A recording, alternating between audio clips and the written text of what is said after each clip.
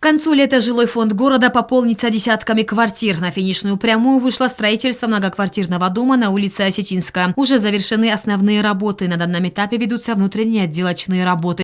Штукатурка вся сделана, плиточные работы идут. Плитку в санузлах и на кухне ставим. 4 этажа практически готово.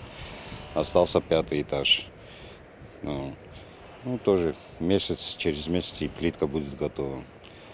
Сейчас ждем немножко еще со следующего месяца начинать. Там шпаклевка, обои, ламинат, двери и так далее до конца.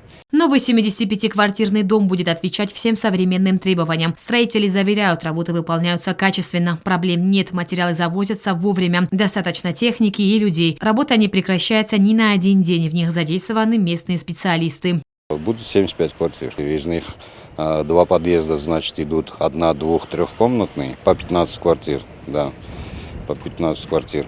И 2-комнатные в 2 подъездах, все 2-комнатные. А отдельно стоящий дом, вот один подъезд, который вы видите, там идут 2 однокомнатные на площадке и 4-комнатные. В ближайшее время строители приступят к благоустройству придомовых территорий. Здесь будут обустроены детские игровые площадки и зоны отдыха. Работы ведутся согласно графику. Все уже привезено, вплоть до санфаянса, все стоит, все на месте уже. Так что отставания у нас никак не может быть. Вот с первых чисел начинаем уже благоустройство. К концу лета собираемся сдать. Строительные работы на объекте осуществляет фирма «СТМ Юг». Зарина Кочиева, Сармат Гузитаев. Информационный выпуск сегодня.